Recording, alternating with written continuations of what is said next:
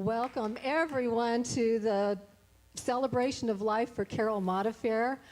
All you have to do is look around, and I think I hope she's looking down right now. I think she'd be very excited to see all the people that are coming out to just celebrate this day with her.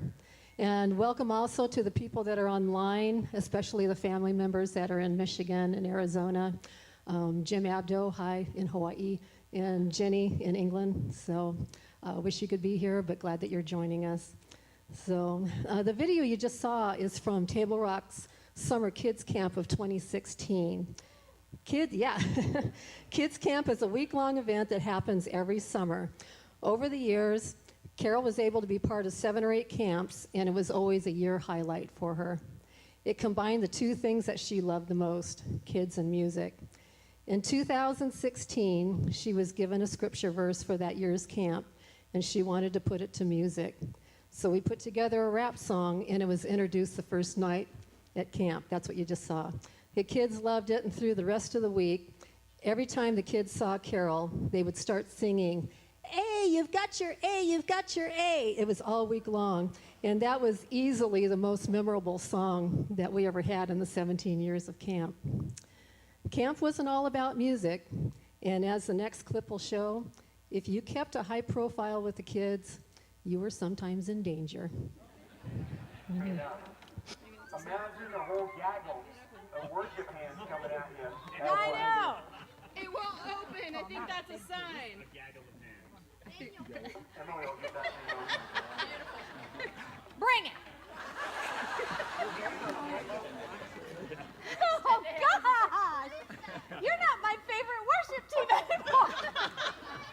Oh. We're going to count down from 10 for this one, kids. Are you ready? Yeah. 10, 9, 8, 7, 6, 5, 4, 3, 2, 1. Oh, you guys are mean. Oh, my God. This is fun. Okay, it's the opening of the eyes.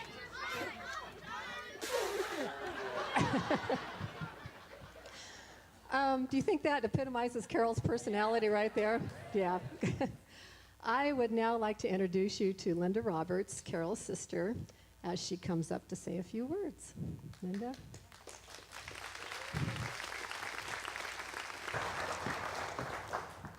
This is Carol's stage, not mine. Oh, yeah. You're marked up. I see that. I had to write it down in case I forgot things. All right, well, bear with me. First of all, what a tribute. All you people here have impacted her life, have been so wonderful and kind and supportive, and your prayers, not a better place she could have been. Our family also would like to thank everyone for their help during this time when we were here. The outpouring, we didn't need food, we had food coming in, we had people coming in, we had people asking us over. What a community that she picked to live in and have friends and family and her church in. This was Carol's place. When Carol was first diagnosed with her cancer,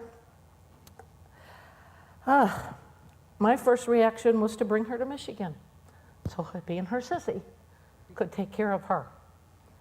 After a visit here to Oregon and meeting everyone here and her church family, she was right where she belonged, and we kept her here. I could not have done what you guys all gave her and supported her. I could not have done the job that you guys did. We did a small part when we were here. A little bit about Carol and me. You know, we were the typical sisters. We fought. We argued, but we loved each other. It wasn't until later on in our lives did we become friends. She cross-stitched me a picture one year. As you can see, she cross-stitched a lot. And I opened it up thinking, oh, this is lovely. And it says, "I smile because you are my sister. I laugh because there's nothing you can do about it."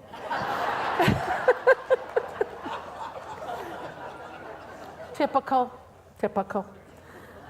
I will miss all of the silly and crazy things we would do or say, and the laughs that sometimes, who are we kidding, most of the times, required us running to the restroom. When we were cleaning out our parents' home, after they had passed, we found a small duck figurine without an eye. Ugly little thing. We went about our merry way and did our stuff. Well, I decided I had a great idea. And I put this little duck in her suitcase, unbeknownst to her. When she got back to Oregon, she opened up her suitcase and she found this duck. So, since then, this duck we named Lucky.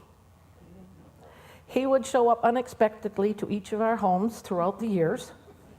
He also went on vacations with us, and if you all know Carol and that selfie stick, we got tons of pictures of him on everything and everywhere. He's even been on the side of her tea and fell in and landed on her lemon. So, Lucky will be going into the box with Carol's ashes, ending the adventures of Lucky the duck and giving me the last laugh. And I did tell her this was going to happen, and she said, "You wouldn't." I said, "I will." So she will be getting Lucky for eternity. I came across a saying the other day, and it said, "Sisters by blood, but friends by choice." I'm so glad we were able to get to that point. Hanging in there. I will miss my sissy. I will miss our goofy and silly times. But I know she's in the best place ever, and there's no question where she is. And I will now like to, Pastor Bill, I need Pastor Bill, could you come up here just for a second?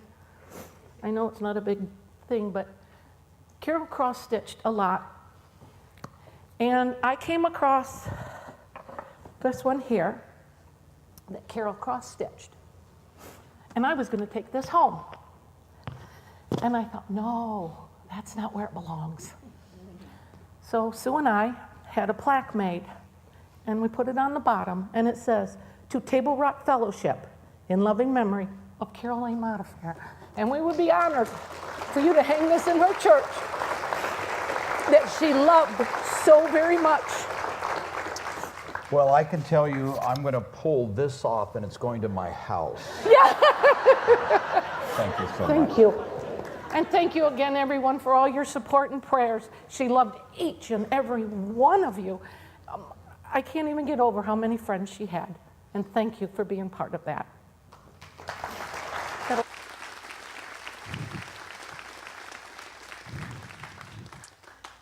I first met Carol in 1994 when she and her husband started attending Calvary Church in Jacksonville. One of the things I learned very quickly is that Carol loved to sing.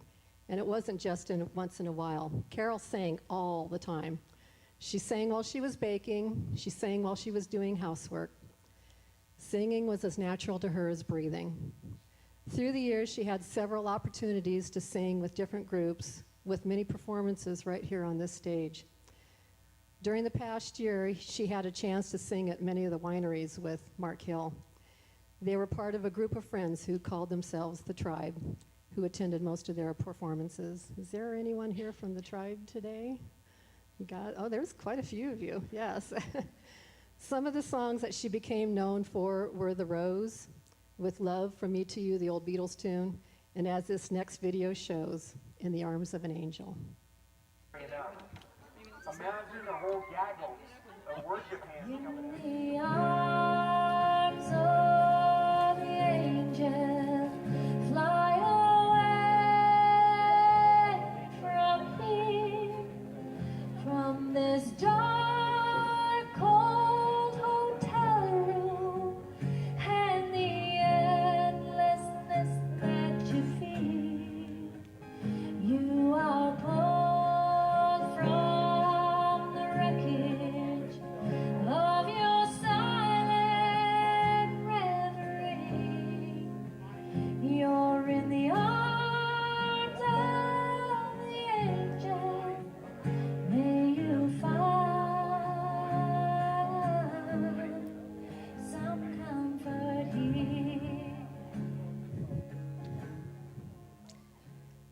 also loved Christmas. Her nickname was CC, Crazy Carol, but during the Christmas season it became Triple C, Crazy Christmas Carol. Carol had box after box after box of Christmas decorations, and she could never have too much. Yeah, they packed all of them. So for the last several years, she put up her Christmas village throughout her house, and that included Santa's room in one bedroom and the Moose room in another bedroom. And then she would have an open house over the weekend and invited her friends to come and enjoy her creation. And also that Christmas village that many of you saw every year, it's now at Northridge Center where she used to work, and it's going to be put up every single year. So thanks to her family. She also loved to sing Christmas music. When she was still living at her parents' home, Carol, her mother, and her sister Linda used to sing all the time with Mom on piano. And for the 12 days of Christmas, they created oh, you guys already know this, okay. For the 12 days of Christmas, they created hand motions to go with the song, and they presented it to the rest of the family. It became a standard, and Carol taught it all to all of us who sang with her. This next clip is when Carol and Beyond the Walls did the 12 Days of Christmas for the Women's Christmas event in 2016.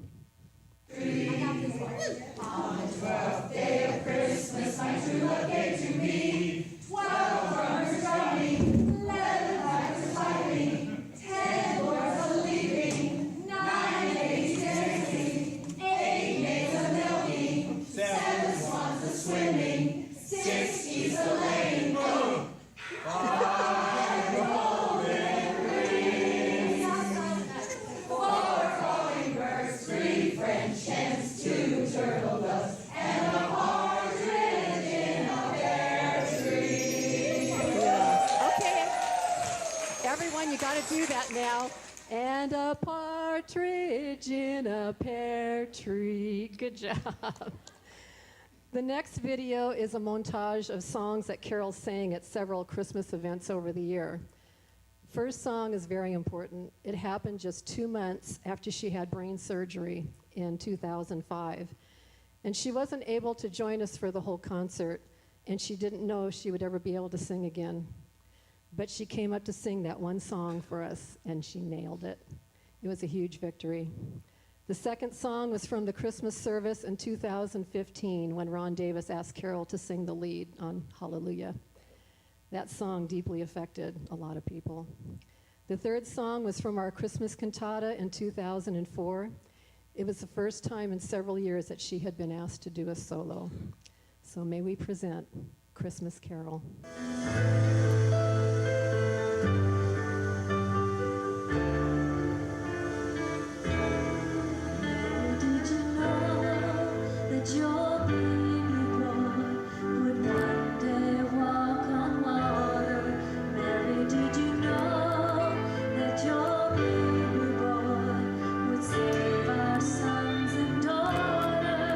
Did you know that your baby boy has come?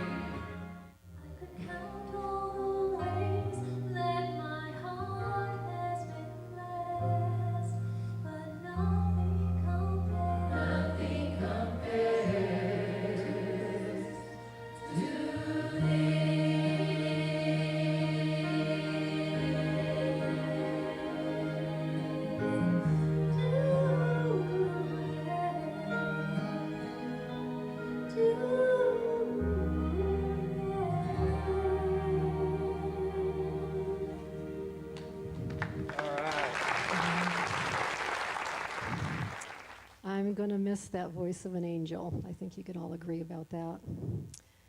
Carol Ann Hale Modafarre was born in April of 1962 in Port Huron, Michigan. She was the youngest daughter of Harold and Ann Hale. Carol grew up with her sisters, Linda and Sue, and attended Trinity Lutheran School and Port Huron Central High School. By the time she graduated in 1980, her sister Sue had been living in California and came back to Michigan to attend both the graduation and the wedding of her sister Linda. When Sue returned home, she invited Carol to return for a visit, and while there, Carol met Matt Modafarre, the son of the cousin of Sue's husband. Their relationship developed, and they were married in July of 1981. Over the first 10 years of their marriage, they moved into a home in Temecula, California, close to San Diego. Carol worked at a couple of different jobs and also became a Mary Kay Cosmetics representative. She did so well that at one of their conventions, Carol won a deep red Pontiac Grand Am. In 1991, Matt and Carol renewed their vows on the island of Jamaica, and there Carol met Dusty Lucas, who also lived in the San Diego area and would become her lifelong best friend. In 2016, Carol and Dusty were going to celebrate their silver anniversary of being best friends by taking a trip together. But Dusty's cancer had spread too much for them to be able to make that trip. Carol was able to be with Dusty 3 days before she passed at Christmas time in 2016. Also in 1991, an event happened that would alter the course of Carol's life. While driving through an intersection, another vehicle T-boned her car. During the crash, her head violently hit the window, and she had to have surgery to remove a torn spleen. She healed from the accident, but she started having brain seizures. A result of having seizures is that she lost her driver's license and could no longer work. She became completely dependent on her husband, friends, and taxis to take her where she needed to go. She became a homebody and developed her baking skills and also became very good at cross-stitching. Her creations were works of art, and she actually won awards at county and state fairs. You can see a few representations here, and if you want to take a closer look, some of you already have, but come on up after the service and you'll be able to see them. Carol and her husband moved up to Southern Oregon in 1993. And when I met Carol in 1994, she was pretty quiet and reserved. I know. Believe it or not. As I said before, she sang a lot, but it was mostly at home. Our paths crossed only now and then, but in 2002, she was asked to become part of the Table Rock Kids worship team, singing and doing hand motions. I can't say Carol was shy. She was definitely not that.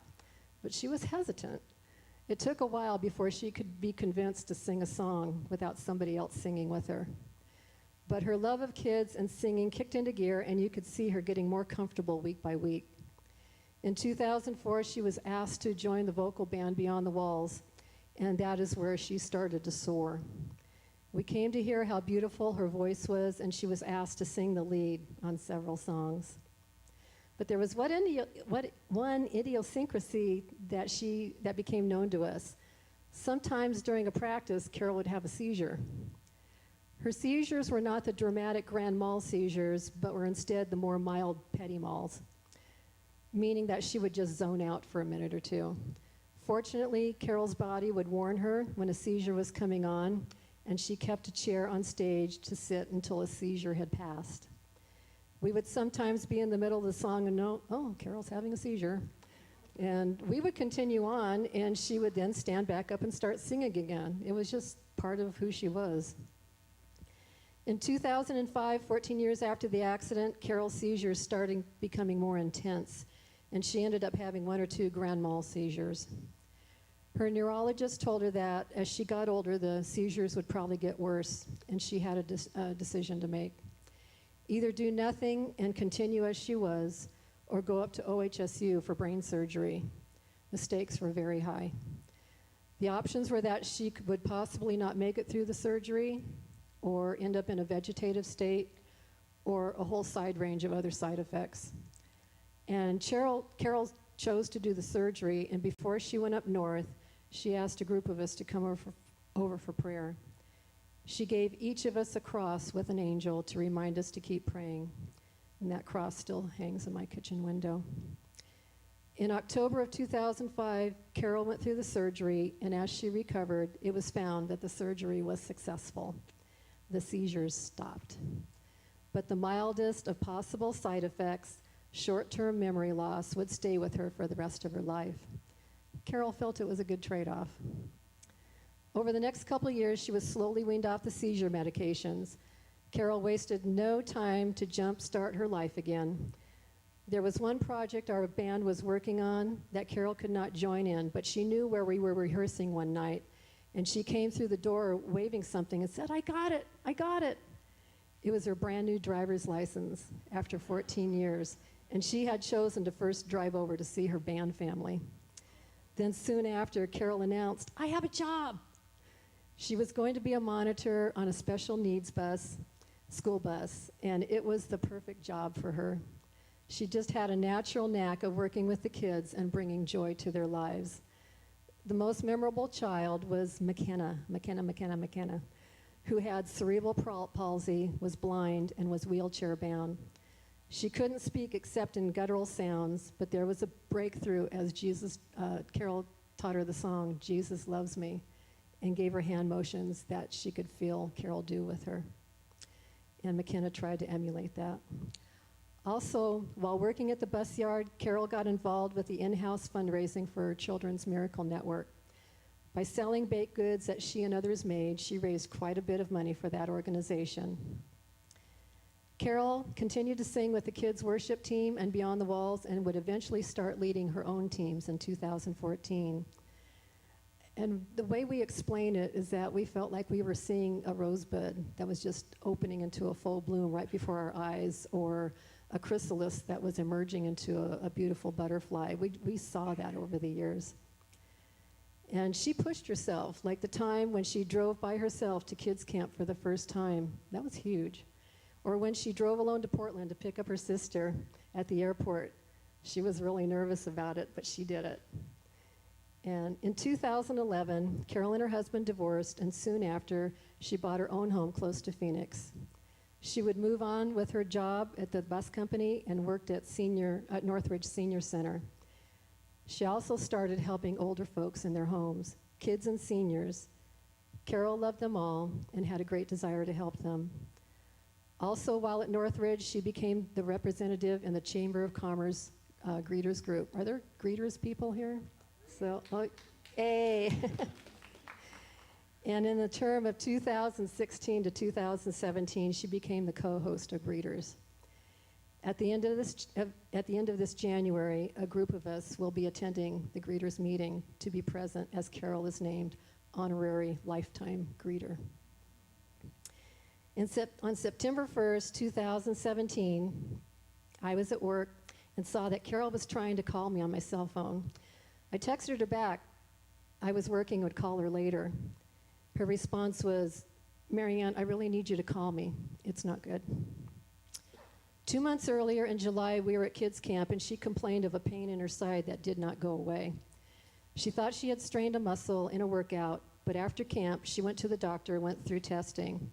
I took a break and called her back. She simply said, "I have cancer."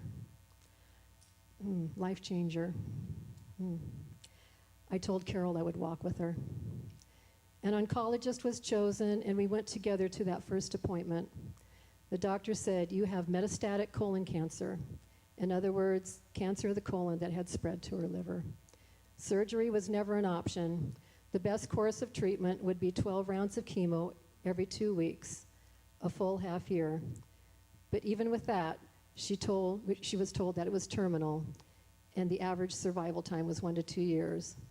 But she also heard that one patient had survived 6 years, and that's what she grabbed onto. Better yet, she was going to defy the odds, and she was going to beat it. She was scared of that first round of chemo. Nobody knows how chemo is going to affect their individual body. It was agreed that after each round, Carol would come stay at my house until she was able to go home. But that evening, after that first round, she had to go back to emergency. The chemo was affecting her heart, and she landed in IMCU for a few days. For the second round, the same drug was used at a lower dose, but she still ended up in the hospital. From the third round on, the drug was changed, and she handled it much better. In February of 2018, Carol finished her 12 rounds and was declared in remission. From then on, she was a girl on a mission, and her life went into high gear. She was going to get out there, and she was going to live. She had previously sung a couple times at the wineries with Mark Hill, and they started doing that on a regular basis. She traveled back to Michigan to see family, went to plays, sang at church, continued helping her seniors, and got together with friends. But at the end of June, the pain in her side returned, and a CT scan confirmed that the cancer had come back. She was going to have to start chemo again. At the same time, an amazing thing happened. Her cousin Cameron had driven out from Michigan on a trip that he called the Great Meander. He was going to visit Carol a few days and then continue on to the Arctic Circle. He saw what was happening, and he agreed to stay with Carol for a year before continuing with his trip. Cam had been a caregiver for 3 family members, and he now had a divine appointment to do the same for Carol. To Carol's circle of friends, Cam simply became cousin, and they were always together. I think we've heard cousin.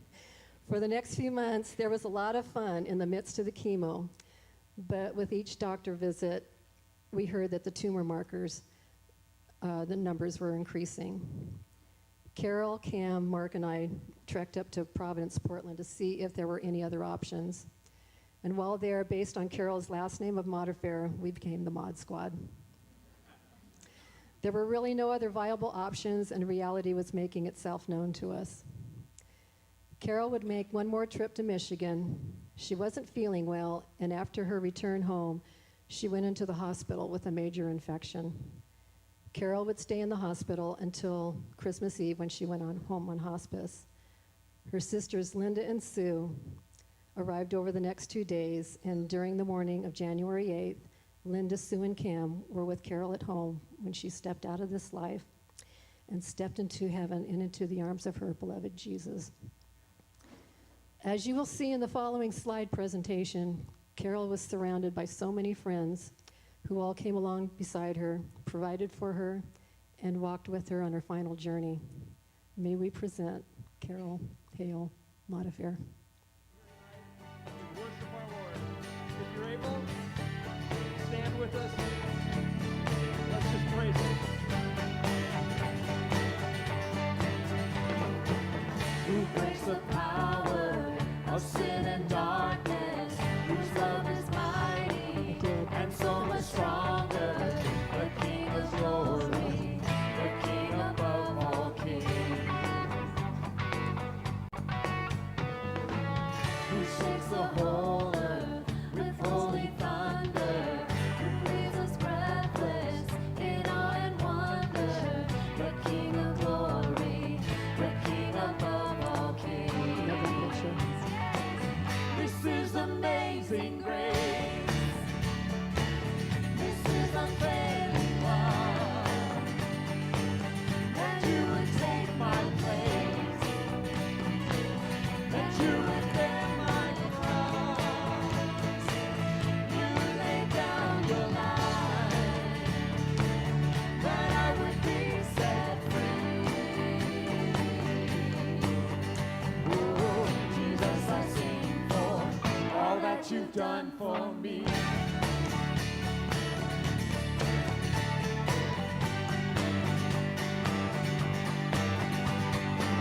Who brings the chaos back into order?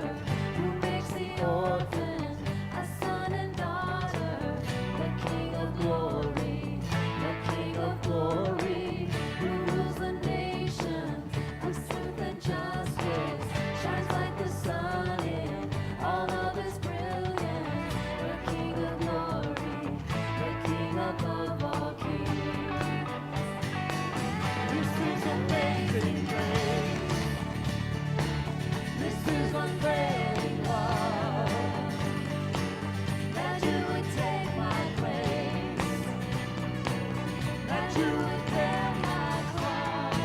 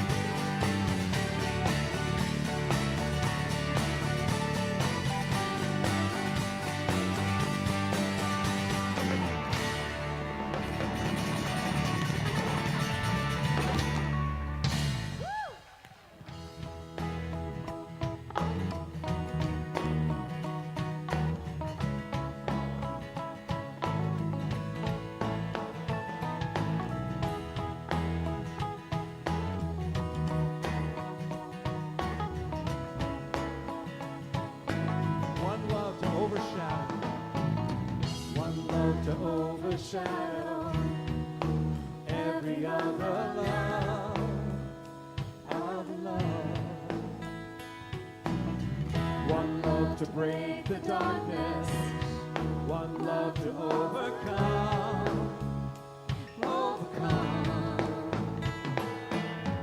Oh Lord, your love, it burns as fire, brighter than the flame.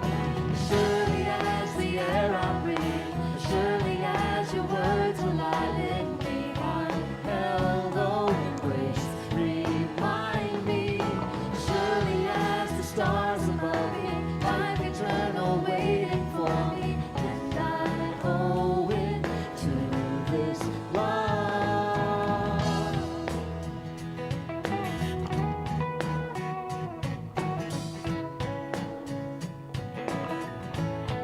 One love beyond the heavens, one love beyond the heavens, and deeper than the sea. Oh. One love will be forever, greater than my need. Oh, oh Lord, your love burns as fire, brighter than the flame. Surely as the air I breathe, surely as your words alive in me, I'm held in grace. Remind me, surely as the stars above me, life eternal waiting for me, and I owe it to this love.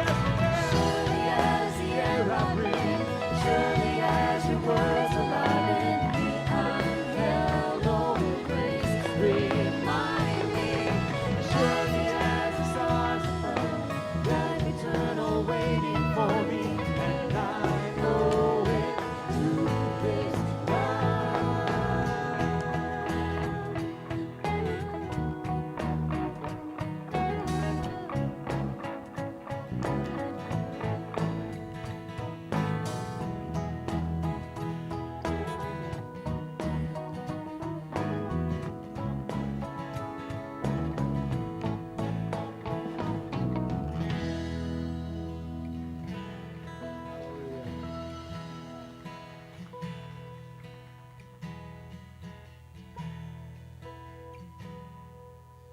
Old things have passed away. Your love has stayed the same. Your constant grace remains the cornerstone.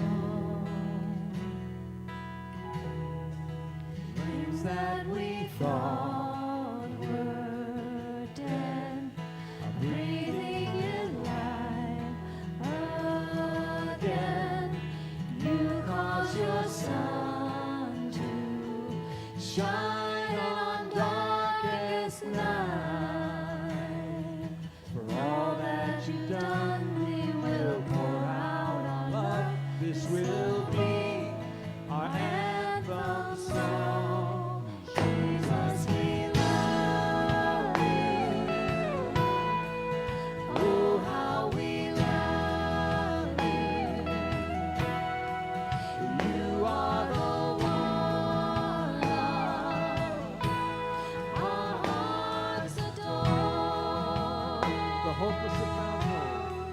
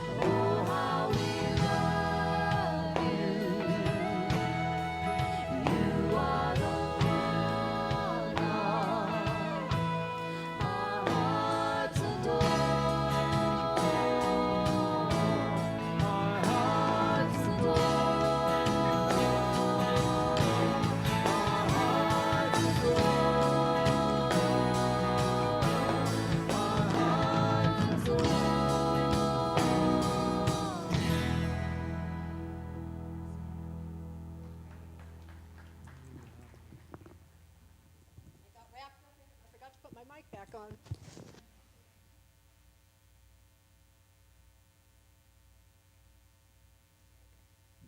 Test. Okay.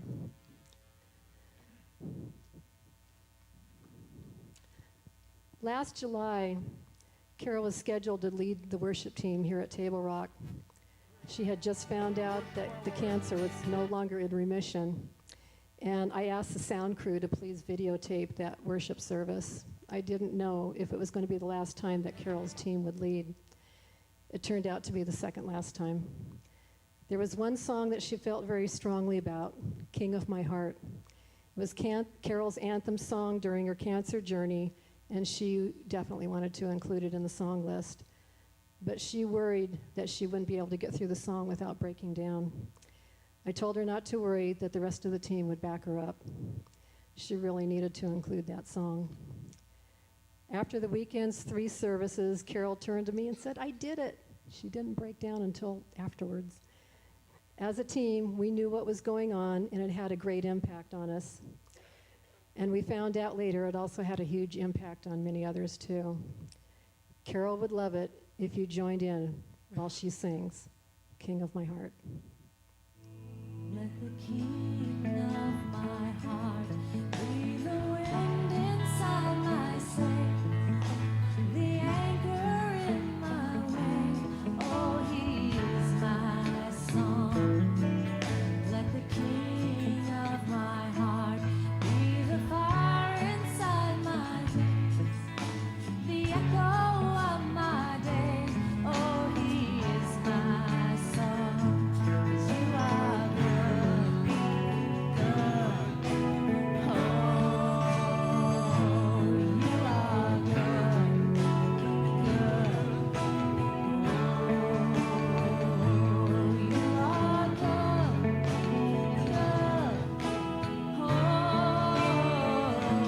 you are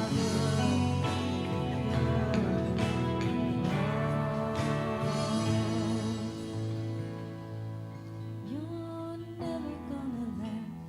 never gonna let me down. You're never gonna let me down. You're never gonna let me down. You're never gonna let me down.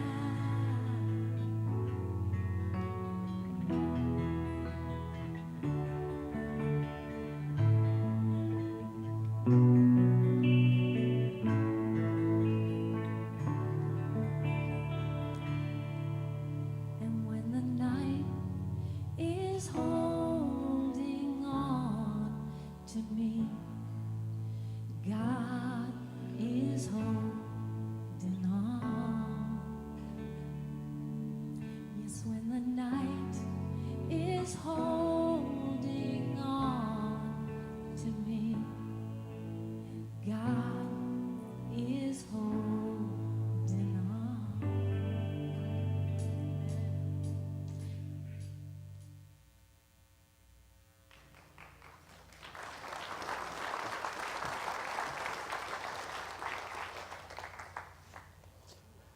You learn things all the time. I learned today that I don't think I know anybody that changed her hair more than Carol did. The lady had 100 styles. I always had fun with Carol. In fact, my memory of Carol's walking in these back doors on the weeks that she was leading worship and yelling out to her, "Oh no, it's the weak team singing." And she would always laugh because she knew it was all in a tease. In fact, I think, you want to know what I think's going on in heaven right now? Truth. I think this is what's going on in heaven right now. I think, and if you know Carol, she was a servant. She loved to serve. I think she's literally pushing Jesus out of the way to wash somebody's feet. So there's a little skirmish going on between the two of them. Carol and I would meet often at Maud's Pizza. And the one thing I learned about Carol is the one thing she didn't want is people's pity. She didn't want that. If anybody lived by the motto, when life hands you lemons, make lemonade, it was Carol. You would just have to know a little of her bio to know that. I mean, Carol wanted children. And rather than get bitter over that, she decided to get on a school bus and minister to children that way. Carol had brain surgery, and rather than getting bitter over the brain surgery, she celebrated that she had a J scar on her head that was a model for Jesus in her life. She understood that, and she understood the richness of that. I would do injustice to Carol if I didn't talk about her Jesus. The one thing Carol never wanted to do is get in the way of anybody seeing Jesus. In fact, I knew how to make Carol cry real easy. And this was the way to do it. If after her singing, you went up and said, that was a really good song, Carol would smile. If you said to her after she sang with the worship team, you really sounded good today, Carol, she would smile. But if you said to her, Carol, you took me to Jesus today, she would cry every single time because that's what she wanted. She lived by a lot of verses that I don't live by, but let me just highlight a couple that I believe Carol modeled as good as anybody I've ever known in my life without exaggerating. 1 Corinthians 10:31, we are told, whether you eat or drink, do all to the glory of God. And that was Carol's mandate. Whether she was singing or serving or laughing or eating or whatever she did, it was to God's glory, and that's why she did it. Carol lived by Romans 8:28, all things work together for the good to those who are called by him. She never, at least with me, allowed her life to go down the path of bitterness. She always made anything better than what it was. Carol represented in my life the power of 1 Thessalonians 5:16, where it says, rejoice always. Carol always made any experience to be a joyful experience. She modeled John 14 when Jesus says, I go to prepare a place for you, and if I go to prepare a place for you, I will come back and get you. I said this morning in a teaching, and I was thinking of Carol when I taught this, that Aristotle said there's two kinds of stories in life in his Poetics. Whether it's a movie or a book or a play or a song, there's two kinds. They're either tragedies or comedies. It's a comedy if the end of the story ends with sadness or loss to the hero. It's a incredible experience when the end of the story ends with the hero winning at the end. And ultimately, all of us have to ask the question, is death a dead end, or is it a doorway into eternity? Carol believed that life was a comedy. She laughed more than anybody I knew. And she laughed till the end like no one I ever known, because Carol, deep in her soul, knew that life was a comedy and death was simply not a dead end, but a doorway into eternity. They say, I have a friend that says there's 5 things you need to do before you die. 5 things you need to say to people. Number 1 is, will you forgive me? Number 2 is, I forgive you. Number 3 is, I love you. Number 4 is, thank you. And number 5 is, goodbye. Carol lived those phrases in all of its fullness. And when she went through the doorway into eternity, she went there having said those 5 things.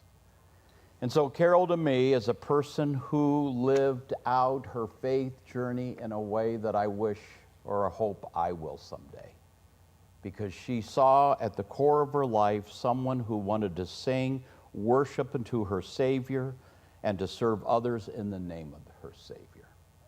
And for that I will always be grateful for Carol.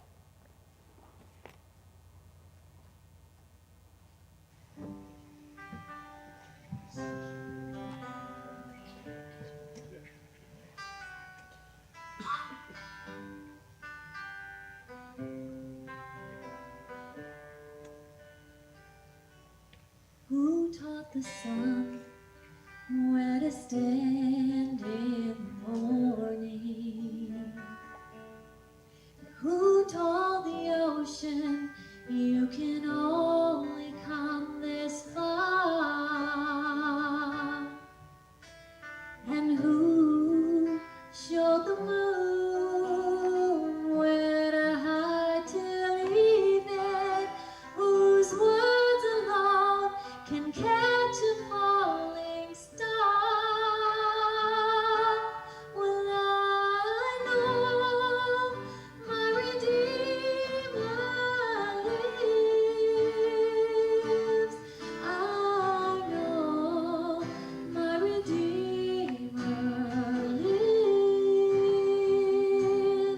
All of creation testifies, this life within me cries. I know my Redeemer lives.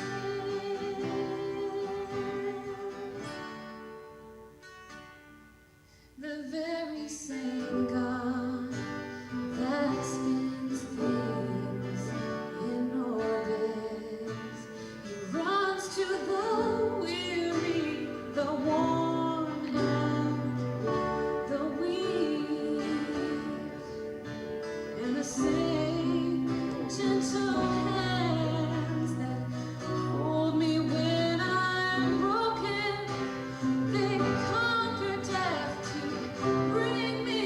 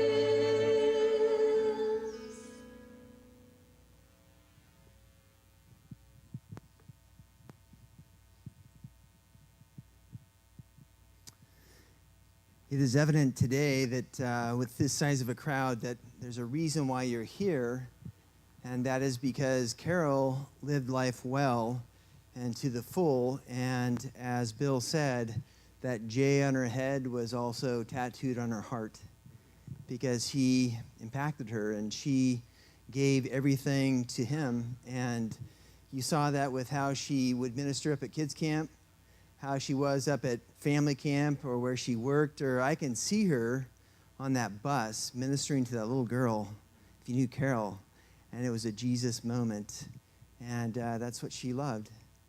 And so with that, there are probably many of you that would like to share a story or a short story or something that was memorable, funny, impacting, how the Lord or just how Carol was used in your life to brighten your day. So if you're prepared today, would you raise your hand? And we've got one mic here. I'm going to go fast, so I've got one in the back, Stu. And after Stu, if you wouldn't mind raising your hand after him, that'd be great. Hi, we exercised together, and then at the same day we ran the Pear Blossom 5K, and she was barely making it, rounding the corner, and there I was with the camera since I finished first and let go with a huge split flying leap. So we got that on camera anyway.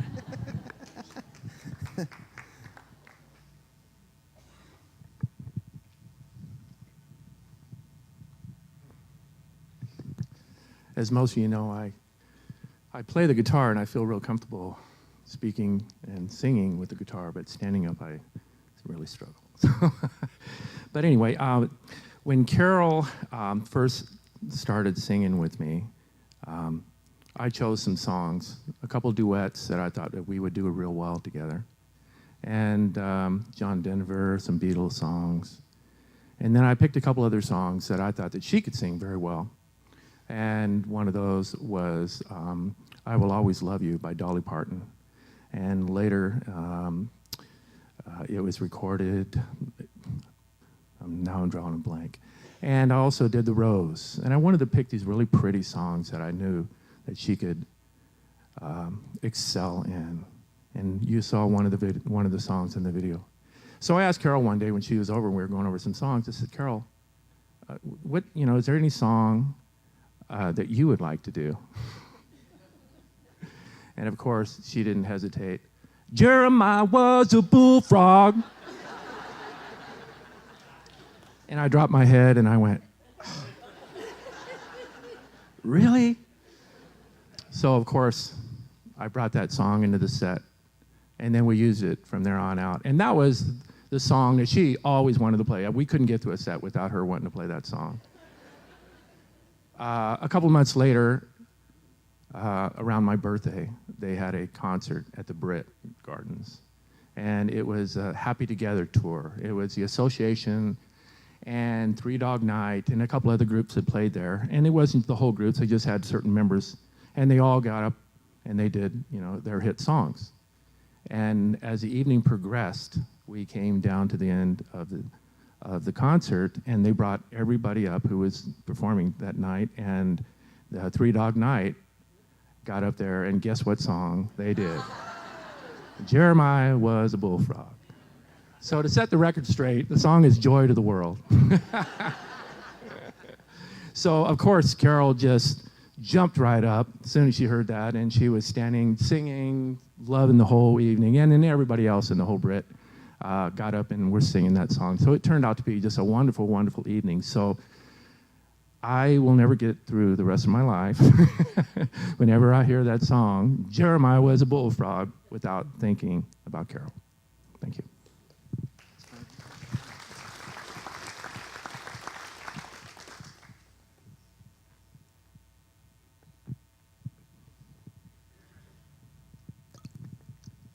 A couple years back, we were having some flooding in the valley. The creeks were rising, the rivers were rising, and it was getting late one evening, and I got a call. I was part of Triple T Ministries, and we get this call, and it's Bear Creek's rising, and Carol called, and we need to get some sandbags over there to get around her house. So a bunch of us guys got together, and we went to the city, and started bagging up sand. And we got over to Carol's house. And of course, she comes out with her big smile, and everything's okay. And I mean, the water's rising around her, and everything's okay. And so we started placing sandbags. And she says, I'm going to be in the house for a while. Nobody leave until, just check in with me before you leave. Okay, Carol, no problem. So we made a couple trips back and forth, getting sandbags and stuff to the city. And we got ready to leave, and I stuck my head in. Carol, you're good. I think we're good. No, and I could smell the aroma of fresh cookies. And what she go, you guys are not leaving till you have warm cookies.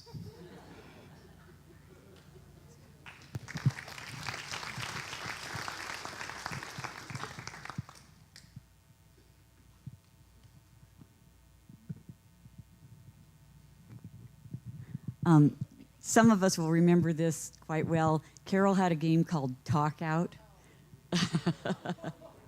Speak out, speak out. And it had a dental frame thing that opened your mouth really big and wide, and then you had to you picked a card and you had to try to say what was on the card, and people had to try to guess. And that is, I will never, like your Jeremiah was a bullfrog, I will never go through life without thinking of Carol with this appliance in her mouth.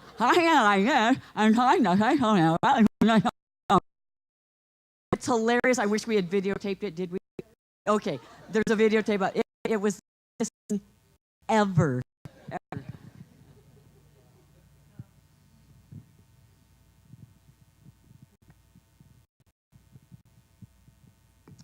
Anyone else?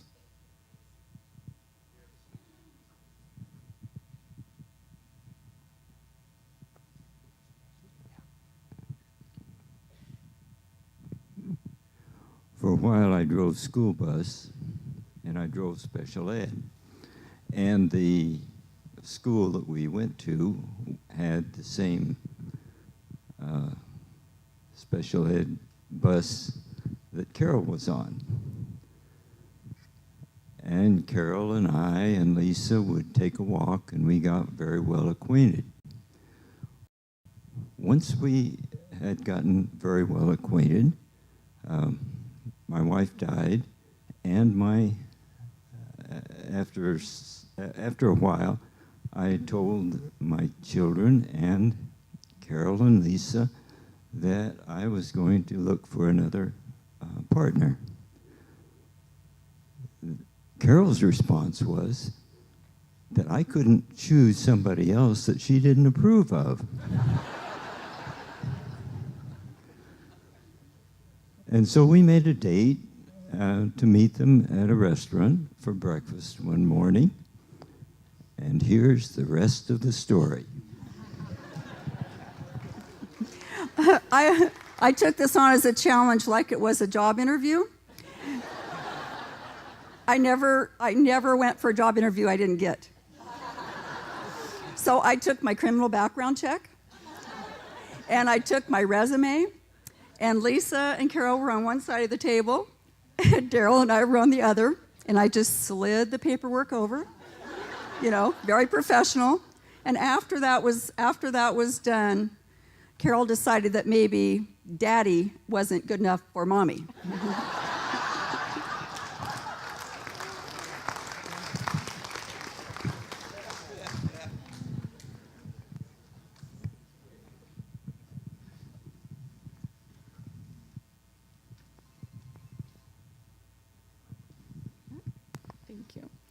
My name's Alexis, and I had the pleasure of meeting Carol through our chamber family a couple years ago when I moved here. And my very first experience with her was at our greeters event out at the Oregon Wine Experience. If any of you have been to Schoolhouse Brew House, it's just a beautiful venue. And this was literally her. I can't explain it anymore. If James Shannon is in here this evening, where is he? Oh my gosh. So this was literally you and her, so I hate to steal your memory. It makes me emotional just thinking about how funny it was. But James and Carol were going to replace the existing co-hosts back there, Kira and Ken, who were fantastic in their own right. and they were literally inching their chairs while the two existing co-hosts were on, just inching their chairs all the way across the stage to kick them off, to take over the new co-host. And that was my very first experience with her, and it was just perfect, very fitting.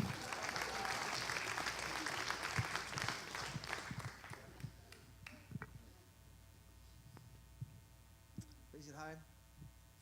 Oh, over there. Sorry.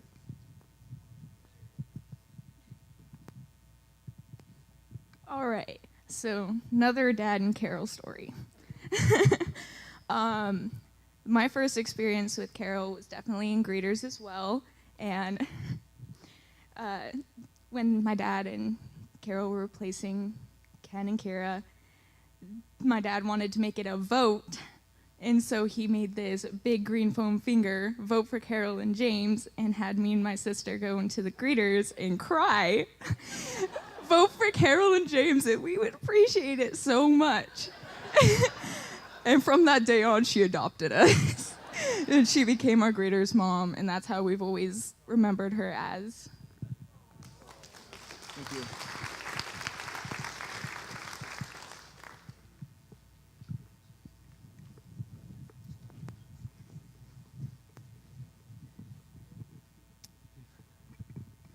Hi, I'm Kira. This is Ken.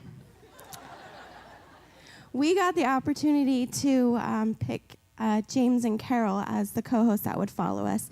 And Greeters is a networking event through the chamber, and you get to facilitate it. So we had a hard time picking, but we picked James and Carol because they were both really loud, mainly Carol. And she can draw the crowd's attention. And how we announce them, because you get to pick how you want to do that, is we dressed up like them. Except I was James and Ken was Carol. And we had bobbleheads that we made. So when we announced them, I put on James' face, which I took a picture and blew it up. And he was dressed in a beautiful black velvet dress with gold. And he had Carol's face on her and was just walking around dancing, and we have some great pictures of that. So if you'd love to see them, we'd love to show you. It was a great memory. Thank you.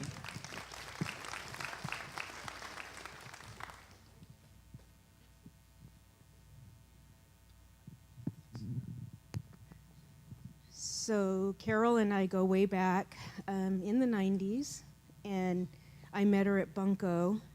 Hi. And so she started coming over to my house all the time. I was driving her around because she had her seizures. My name is Shauna, by the way.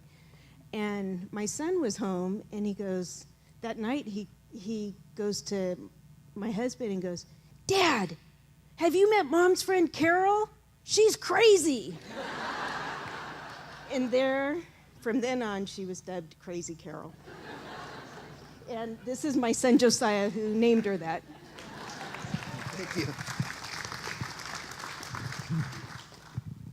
My name's Mike Willis, and this is Susie. And we've known Carol for over decades because she was our neighbor. And one thing that is a fond memory of mine is she's a cat lover. She would feed the whole entire neighborhood and every stray cat. And when she moved, she left her cats there. So we had actually owned one. But one of the funniest things was we had this long stretch rectangle property where I had my garden in back, and Carol, she had a beautiful patio in back of her house, and every morning she'd like to get up early, drink coffee in her robe, the long robe that she had, and I'd be out there in the garden. But we had a hog fence where we could see one another. And I go, "Hey, Carol." "Hey, Mike." But one day I came over, I said, "You know what, Carol, let's put in a new fence." And she had tears in her eyes because she was so elated that we were going to actually build a fence between us. But she was a wonderful neighbor, and a real cat lover. Thank you.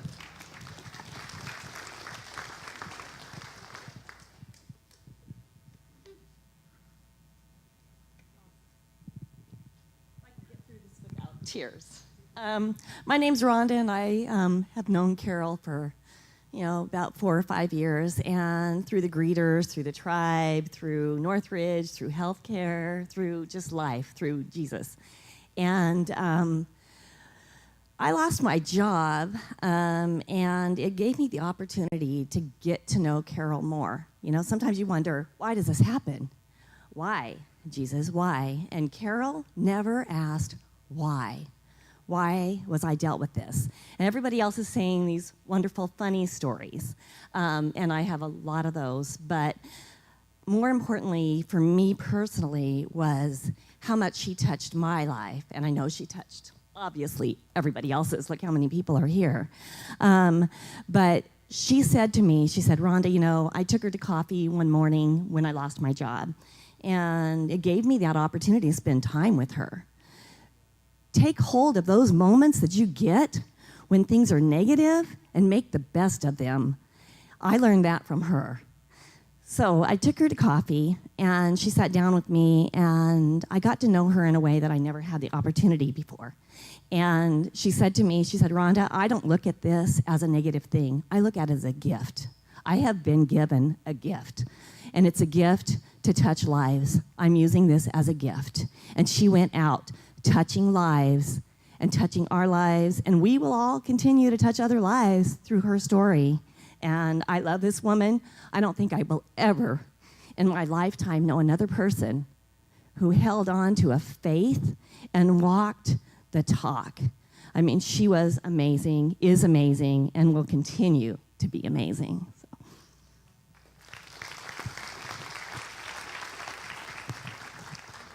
I've had the privilege for lots of years to sing with Carol.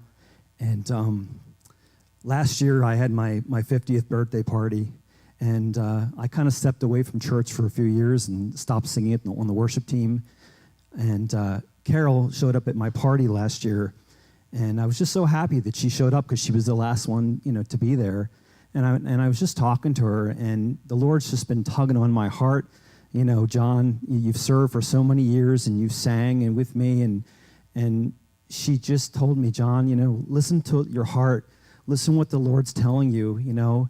He's blessed us so much in worship and all the things we do in our lives, and she just encouraged me to get back to worship. And not this past Christmas, but the following previous Christmas, I was blessed to sing with the group again. And ever since then, she encouraged me to get back and worship, and I'm again back with the worship team again. And I'm so blessed to know Carol for that.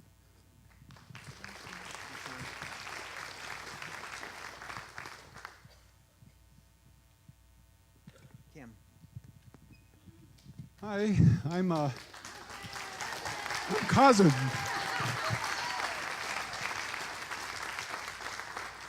At least that's how, Carol, you introduced me to everybody, cousin, to the point that I accepted it as my name.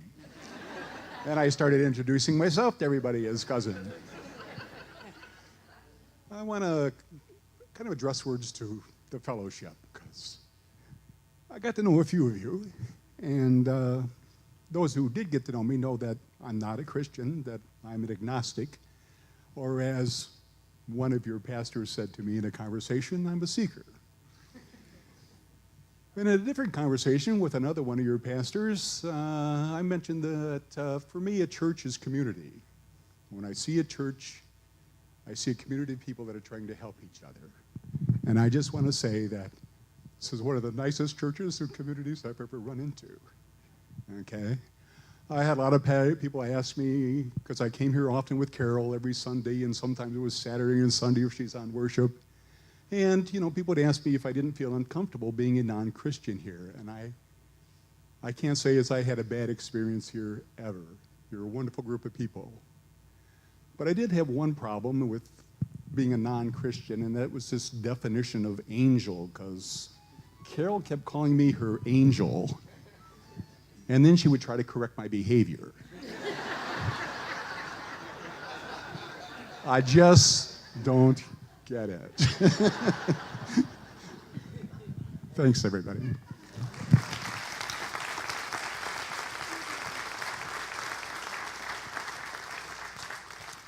There are some standing because you did a fantastic job of hanging with your cousin to the very end, and you did endless work.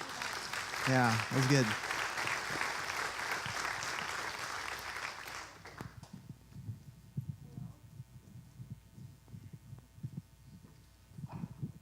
My name's Bud, and last 10 years I've been involved with the Pear Blossom, and I remember her coming in last year, and, you know, she'd see you from a distance, and she didn't walk to you. She'd just kind of waltz down, almost half dancing.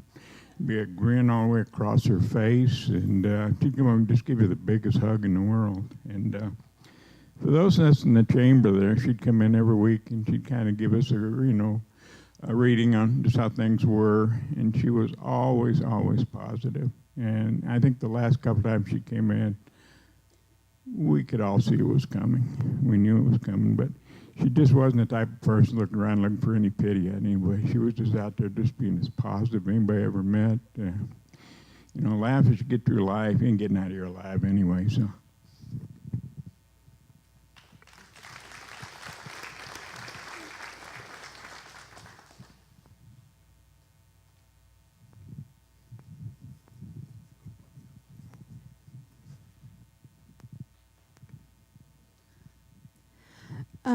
My name is Rachel, and I have a lot of anxiety when it comes to speaking in front of a lot of people like this, so just bear with me. I remember one of my first memories when I met Carol. I was really, really little, and I would be in either kids' church or I would be in the toddler room with my mom. And she would just come and visit us and just say hi to my mom. She'd give us hugs. And when I was a little older, I finally was able to be involved in kids' church. And I would just sit in the front when she was worshiping with Marianne, Terry, and a whole bunch of other people that I really admired. And then when I was in my later elementary school years, I decided that I wanted to worship up there with them. And I just thank not only Carol, but the other people that worshiped with her in kids' church for helping me, find my voice and what I love to do. And I will always remember her for that, and a whole bunch of other people that inspired me to try something new, sing in front of an audience and speak in front of audiences. Not exactly as much as this, but I just will always be grateful to her for that, and Terry and Marianne and a whole bunch of other people that I really admired when I was little, and I will always admire for the rest of my life. Thank you.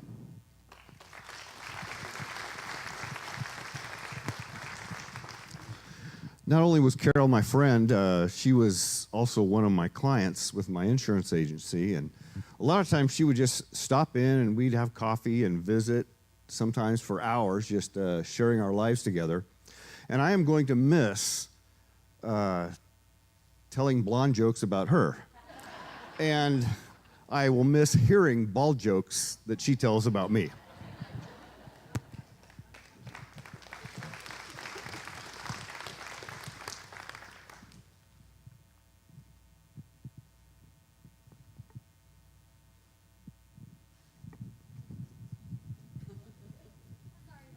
You're fine. You're good. My name's Tashina, and I've seen Carol around church, and I actually worked over at Airport Chevrolet for a couple years, and she was one of our clients. I'm sorry. And of course, she needed a ride back to one of her older clients' house to clean their house and everything. And I got the privilege to drive her. So I got to kind of know her a little bit, and we had a great conversation. I couldn't tell you if it was a good or bad day at work. But she made my day brighter, and I thank her for that.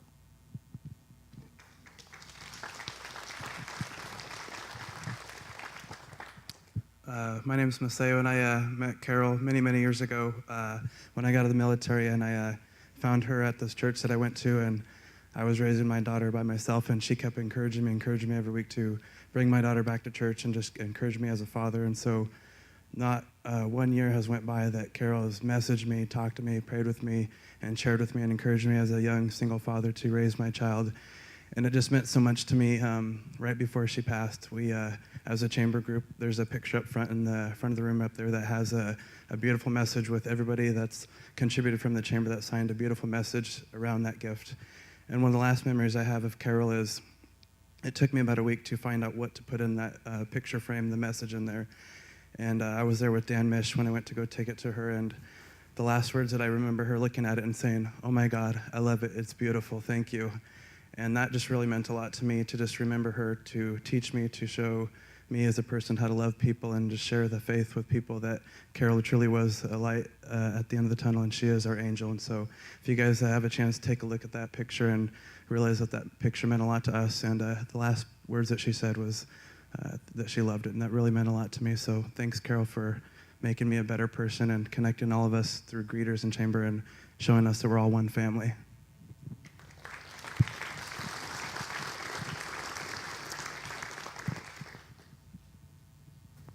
I would encourage you, if you have things that you want to share with the family. Sometimes it's hard to get up in front of a bunch of people, but to express that to everyone here, family, as we gather together at the end of our service. And so I would encourage you to do that, because a lot of times you think, I wish I would have said this or that, and you can certainly do that with the family afterwards. And now, Marianne. As we come toward the end of this service, I would like to invite anyone who sang or played with Carol in Beyond the Walls. Can you please come up on stage? Ed, Ann, John, Terry, Sheila, Jim, Shannon.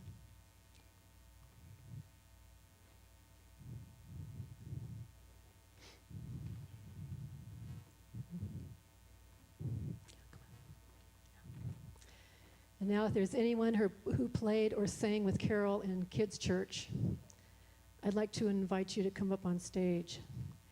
I don't know, it's Marv, Danny, hi. Yeah. Emily, are you here? Yeah. Dana, Les, Linda.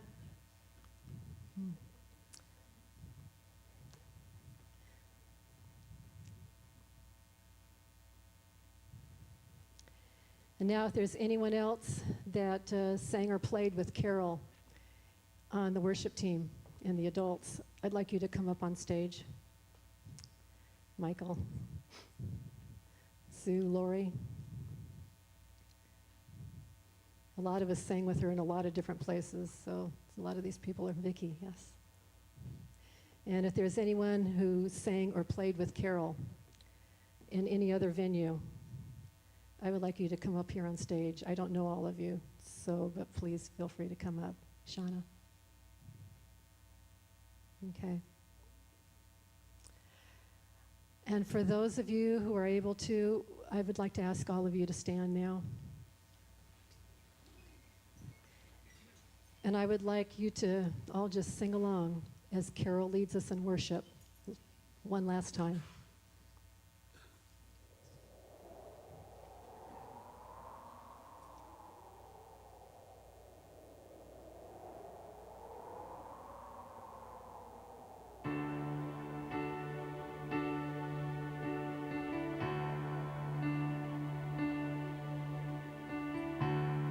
Worthy is the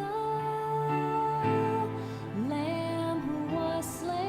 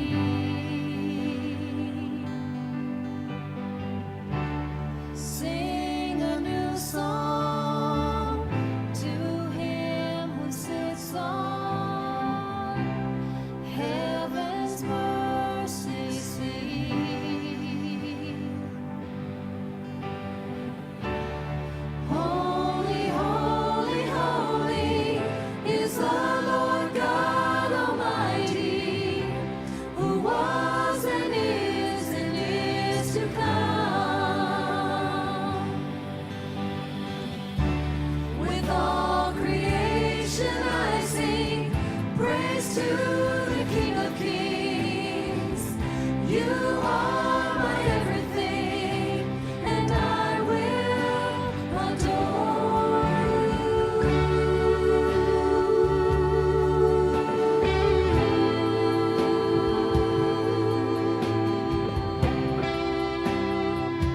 I will adore clothed in rainbows of living color, flashes of lightning, rolls of thunder. Blessing and honor, strength and glory and power be to you, the only wise King. Yes, holy, holy, holy is the Lord God Almighty, who was and is to come. Yes, with all creation I sing praise to the King of Kings. You are my everything, and I will adore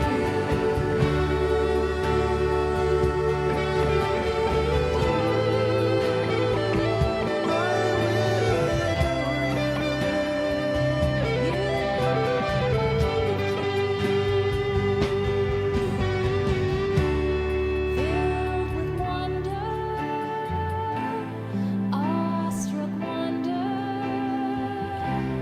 at the mention of your name.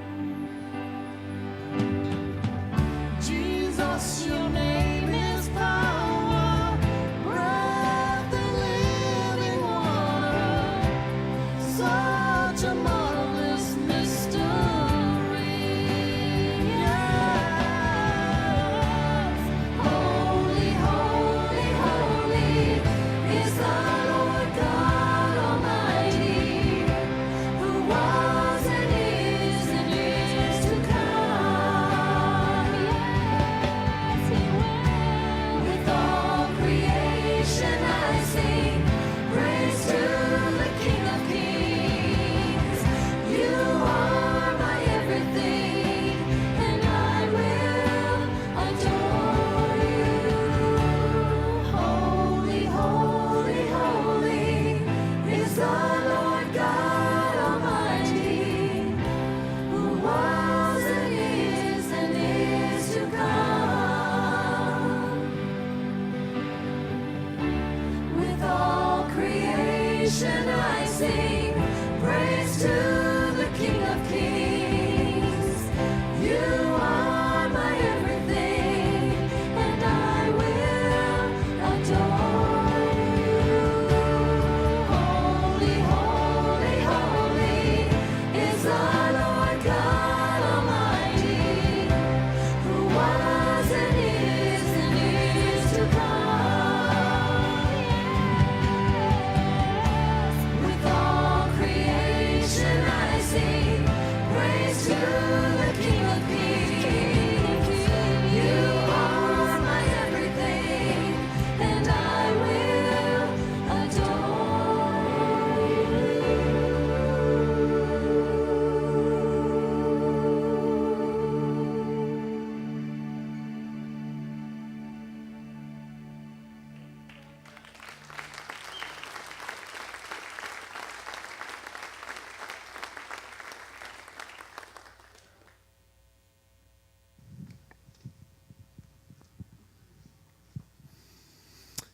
So after a time of this, when you reflect upon a person's life and you hear the testimony of people about how one life impacted another, and then you recount maybe some of the things that people have shared with you in your life, and maybe from Carol herself, and you hear the name Jesus a lot. And so it is fitting that if you want to know more about the one that Carol served and what motivated her in everything, there are going to be some folks that would like to answer questions or pray with you, and they'll be over in this corner over here. So please join them after the service. And then for the rest of you, we've got this wonderful cake and reception over in our cafe. It's just through these doors right over there. There'll be refreshments and a time of music. There's going to be some special music played there, so you can enjoy that. But hang out, fellowship, talk, share with family, things that maybe you didn't share here. And so enjoy the rest of the afternoon, and if you can, join us over there. God bless you, and thank you for coming on behalf of Carol and family.